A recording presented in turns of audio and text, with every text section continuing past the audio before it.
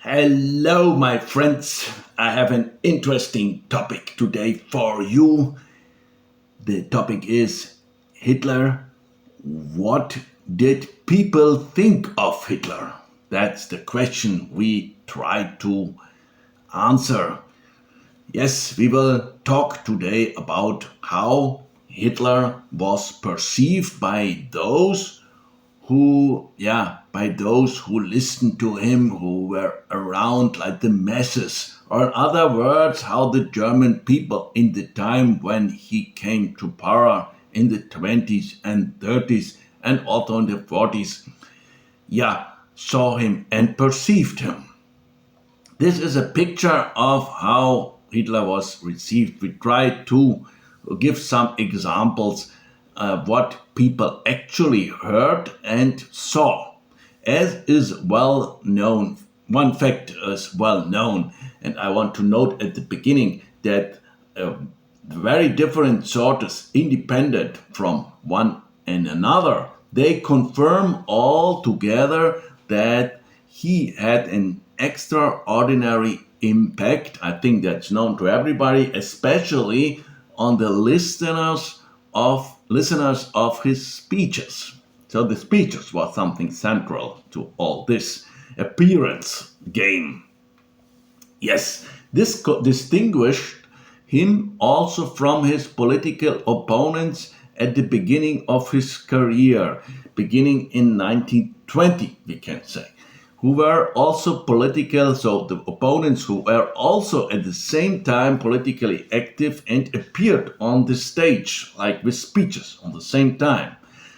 Thus says Hans Frank, Hitler's personal lawyer and chief, he was also the chief lawyer of the Nazi part, a very important figure at the beginning also of the party, who also helped the party to get in shape, also from the standpoint of law and so on, and who was also one of the first buddies of Adolf Hitler who accompanied him from the first minute, we can also say.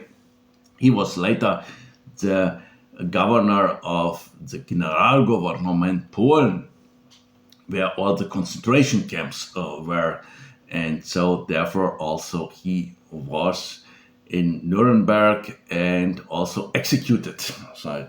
But when he were in the prison, he wrote a book, the so-called Im Angesicht des Galgens, in the face of the gallows was the title. And there he wrote a lot of things about Adolf Hitler, like a little bit in the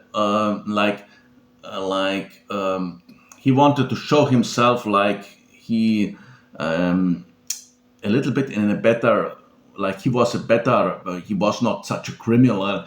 The big criminal, the big one was Adolf Hitler, not him.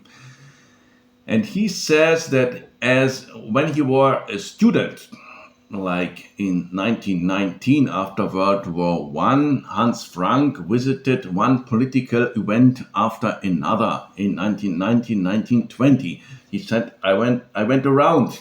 At that corner somebody was speaking. At another corner somebody was speaking. And when I saw Hitler, he stood out far above of the rest. Like I noticed that he was better, like it was more hypnotizing, it was more interesting, the speech. And it was not so much about the content that Hans Frank, the young Hans Frank, was attracted. Hans Frank at the beginning, he wanted to inform, and he don't know where to go politically. But he said that it was the way Hitler spoke, which this was the thing that clearly distinguished him from the concurrents, from the other speakers. But not to forget, at the beginning, we have also to mention that people in their time and in this time, from the beginning up to the end of Hitler's life, saw Hitler more and more through propaganda. Yes, they saw some. They didn't saw the real Adolf Hitler, but they saw like an actor.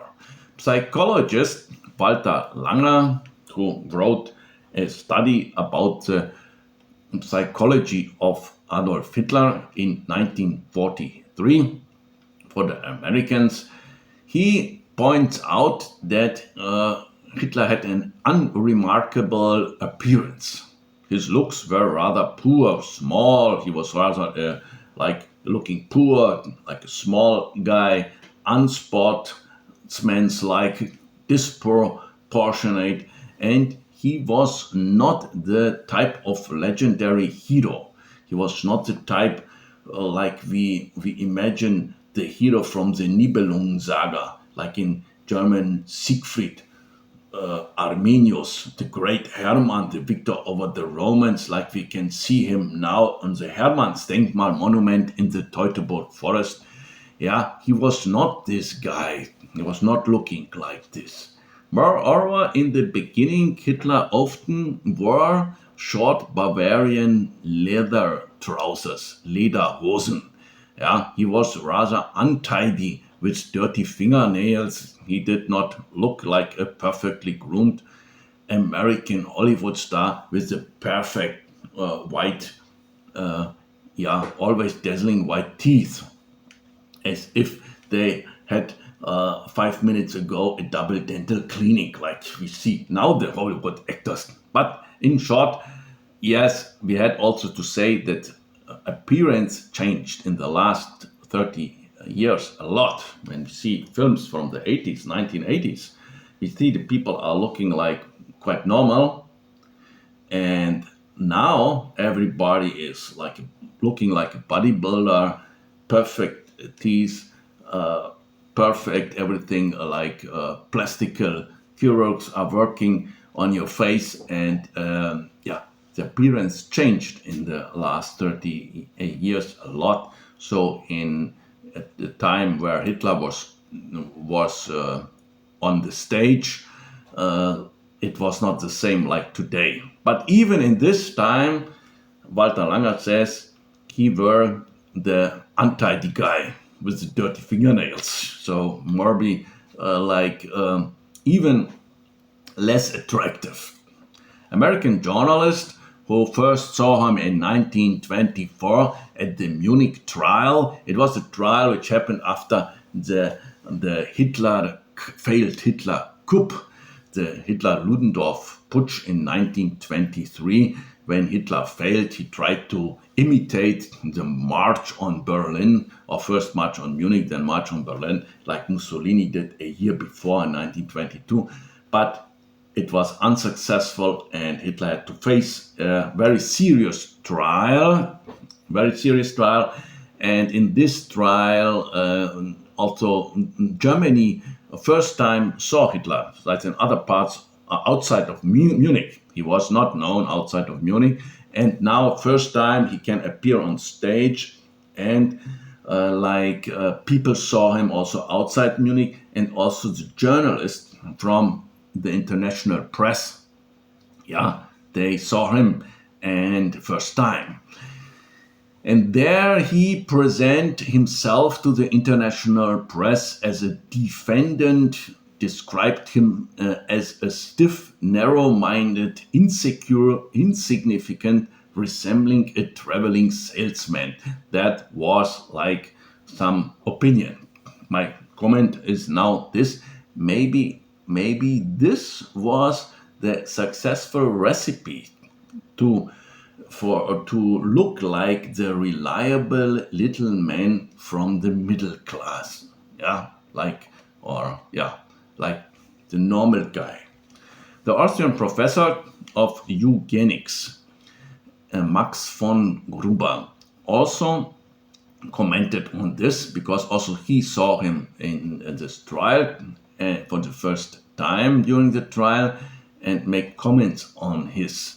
Max von Gruber was, yeah, we can call him a sort of racist. Yeah, he was a so-called racial hygienist from Vienna, a really right winger who co-founded the German National Party in Bavaria. He was a scientist who studied bacteria and antibodies and later applied this idea to the principles of racial theories. So bacteria were compared or to people like Jews or I don't know Americans and antibodies and like it was a real racial hygienist like to keep your race clean. And I have to say, in the Weimar Republic, in the 20s and also in beginning 30s, he was not alone. There were a lot of racial hygienists working on theories like to keep the race clean. It was not only the Nazis who had this idea. It was on the right wing quite a big. I don't know. There were a lot of scientists working on that. And when he saw Hitler for the first time at this trial, he described him as a racial mixture. Like Hitler, he was not the clean racial guy. They want to have the clean Germanic looking guy. He was not. He was a quite dark type, small, I don't know, unproportional. He was a really racial mixer, said this authority racial hygienist from Vienna. Yeah, Hitler later liked to use terms such as bacteria and viruses himself to describe Jews and the alleged danger they posed. So Hitler adopted this racial hygienist theories, although he himself did not fit in no way like others. For example, Joseph Goebbels or Heinrich Himmler, they did not fit to this high standard of the racial hygienist they wanted to have. Yeah, much was we heard a lot about his eyes and a lot of stuff written about his hypnotic eyes. They said people who met Hitler in person, but also from I don't know from a distance when attending his speech, they said that the eyes had a hypnotic effect. And many claimed that after a meeting, especially after a personal meeting with him, they were hypnotized and they followed him like a sheep, as if they were just awakened from hypnosis. It was like a hypnosis, and after that, I'm following him. Yet in the end, he presented himself differently to others than how he really was. So that's also a thing that it is a sort of actor. Hitler also, he was an actor. Even those close to him mostly saw him like different, like in a different style, restyled Hitler. And from the time going on, they worked on his image. His images were retouched photographs and he was styled even more. But what was decisive in Hitler's appearance was his voice and his facial expressions. Like he spoke and his expression when he was speaking. Although that they said that the voice sounded rather unpleasant and hoarse, and his dialect, his German dialect, was mockingly called dumpling-like an Austro-Bavarian semi-German way of speaking, yeah, like a peasant speaks, or I don't know, some things. Although the speeches lasted even for hours and were full of repetition and without a real structure, there was no real structure, but nevertheless, the listeners keep being deeply fascinated, and they were not possible to, they could not detach themselves from him. So that's an interesting phenomenon, or also mentioned later by a lot of people around Hitler, like Putzi Hanfstaengl.